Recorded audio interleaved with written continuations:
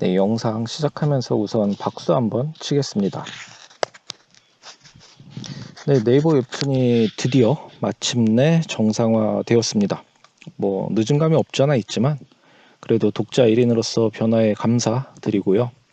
근 몇 년 동안 끝없이 쏟아지던 회빙안들, 원작이 있는 2차 창작품들, 그리고 업체에서 납품받아 연재하던 작품들 등등 해서 이제는 확실히 독자들도 좀 지쳐가고 있던 상황이었죠. 물론 그 작품들 중에서도 당연히 수작들이 있었지만 역시나 비슷한 설정과 전개가 너무도 많았어서 신작이 주는 그 어떤 새로운 신선한 매력을 느끼기에는 분명한 한계가 있었죠. 이 문제를 내입도 인지하고는 있었는지 최근에는 오리지널 작품으로 신작이 다시 나오기 시작했습니다. 그래서 오늘은 네웹에 연재되고 있는 신작 중에서 제가 개인적으로 주목하고 있는 작품을 몇 소개하고 추천해 보려고 합니다. 이런 어떤 콘텐츠에 소개나 추천 영상을 만들 때마다 늘상 덧붙이는 얘기지만 작품의 추천은 어디까지나 제 개인적인 성향과 취향이며 제가 정말 재미있게 보거나 읽었어도 또 다른 분들에게는 재미없거나 지루할 수 있다는 점 먼저 말씀드리겠습니다. 자, 그럼 서점원이 최근 즐겨보며 응원하고 있는 네웹의 신작들 시작해 보겠습니다.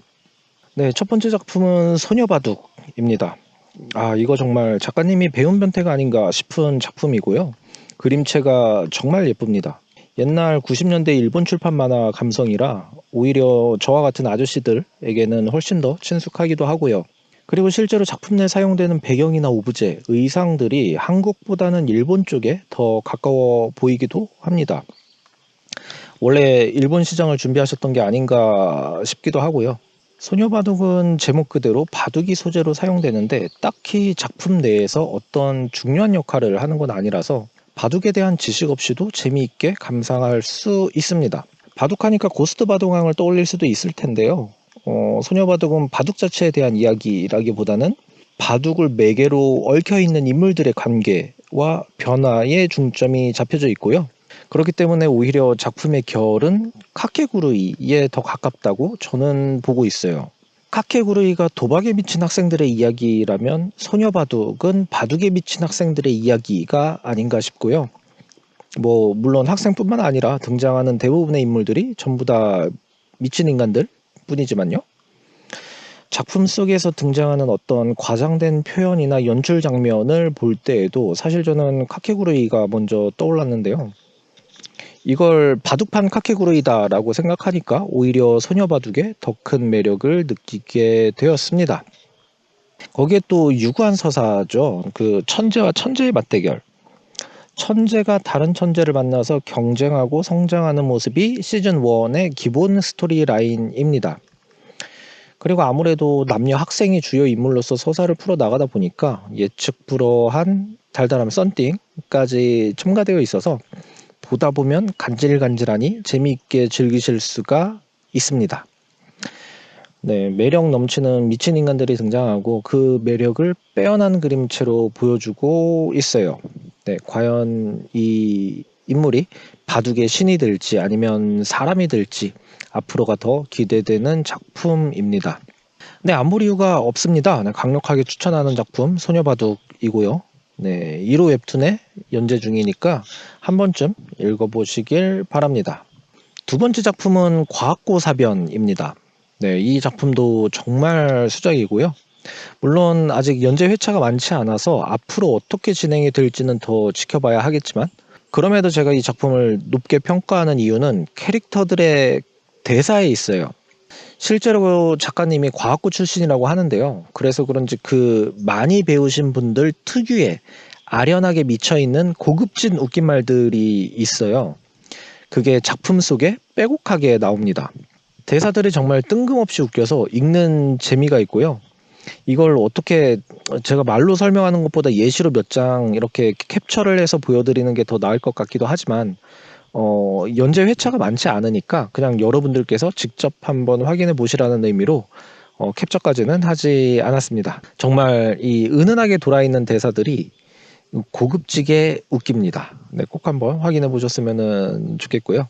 앞서 소개한 소녀바둑과 마찬가지로 이 작품도 등장인물들이 살짝 미쳐 있어요. 근데 포인트는 조금 다릅니다. 소녀바둑이 만화적 허용으로 과장되게 미친 인물을 표현하고 있다면 과학고사변은 현실성에서 벗어나지 않는 한에서 미쳐 있어요.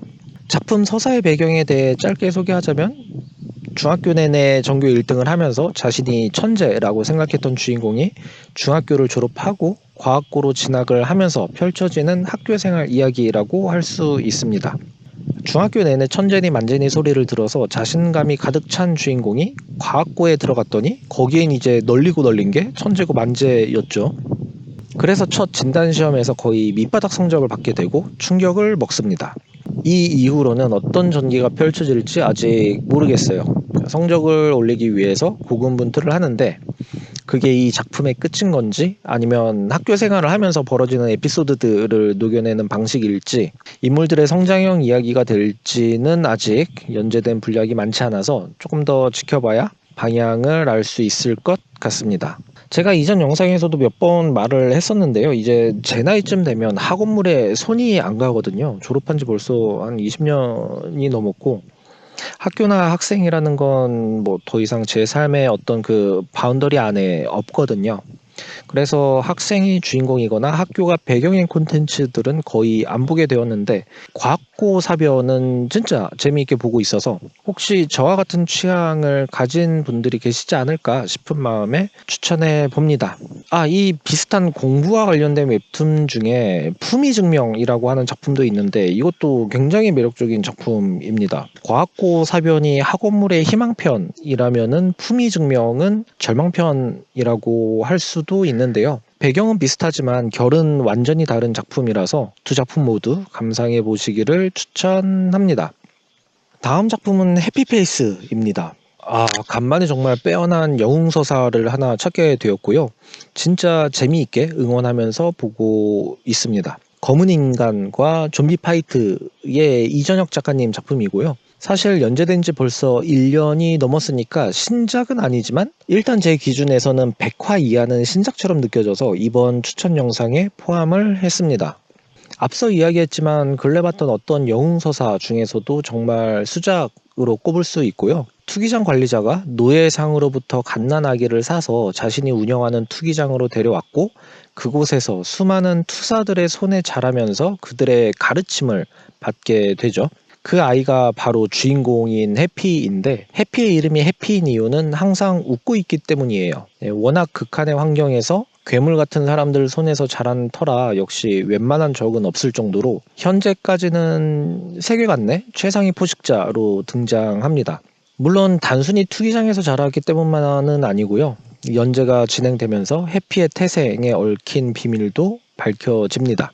영웅서사에서 이런 성장형이 아닌 완성형 주인공이 이끌어가는 이야기는 그 자칫 잘못하면 반복된 패턴 방식의 진행 때문에 좀 지루해질 위험이 있는데 해피페이스는 전혀 그렇지 않아요. 전체적인 이야기 구성이 정말 잘 짜여져 있고 그래서 매편 흥미롭게 지켜볼 수 있습니다. 현재까지 나온 해피페이스의 이야기를 간략하게 요약해 보면은 그렇게 투기장에서 자란 해피가 이제 투기장이 망하고 왕국군에 잡혀서 사형을 당할 위기에 처했다가 투기장 관리자의 도움으로 목숨을 구하게 되고 다시 또 노예 신분이 되어 팔려 나갔다가 그걸 또 마음씨 좋은 할머니가 구해주게 되고 이후에 친구도 생기고 동료도 생기고 그러다 위기에 처한 왕국을 벗어나서 모험을 시작하게 되고 가는 길에 산적도 소탕하고 옆나라 공주도 구해주고 그리고 이 모든 사건의 원흉인 교단을 징벌하기 위해 다시 길을 나서는 것까지가 지금까지 연재된 해피페이스의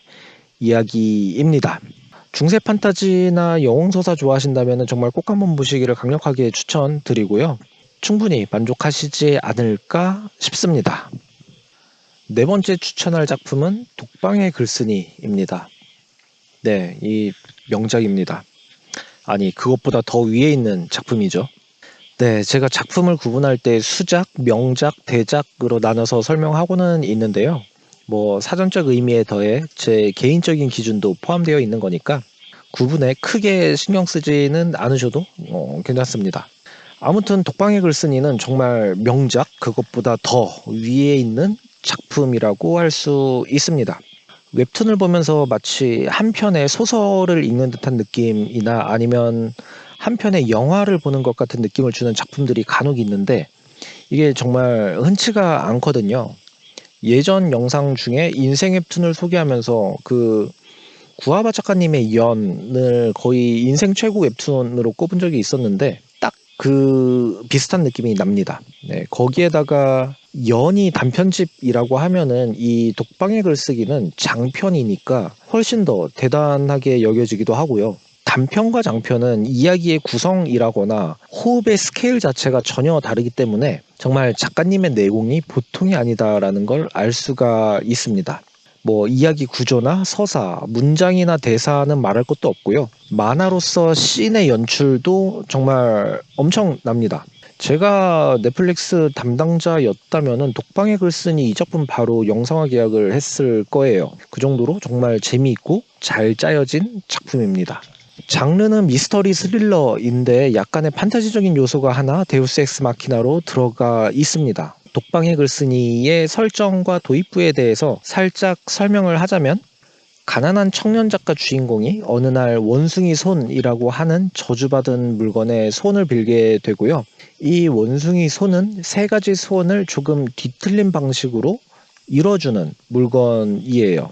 여기에 주인공이 세상에 둘도 없는 명작을 쓰게 해달라는 소원을 빌게 되니까 갑자기 경찰이 들이닥치며 주인공은 세상을 떠들썩하게 만든 연쇄살인 사건의 용의자로 체포가 됩니다. 그렇게 누명을 쓰고 무기징역을 받아서 독방에 수감되는데 그 독방에서 주인공은 자신의 무죄를 밝히는 소설을 쓰게 되고 20년이 지나 가석방으로 출소를 하면서 그 소설을 출간하게 됩니다. 그리고 그때 원숭이 손에 빌었던 소원처럼 주인공이 쓴 그 소설이 세상에 둘도 없는 명작이 되죠. 소설이 엄청난 인기를 끌면서 사회적으로도 영향을 끼치니까 경찰은 당시 사건을 재수사하게 되고 진범을 잡고 마침내 주인공의 무죄가 증명됩니다. 그렇게 베스트셀러 작가로서의 삶이 시작되었을 때 주인공에게 원숭이 손이 다시 찾아오게 되죠. 네, 세 가지 소원 중 하나를 이뤘으니까 남은 두 소원도 말해야 한다면서 말이죠.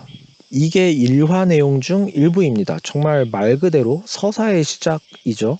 네, 내용이 굉장히 촘촘하게 잘 짜여 있어서 미스터리나 스릴러, 추리 좋아하시는 분들은 정말 만족하실 만한 작품입니다. 강력하게 추천드리고요.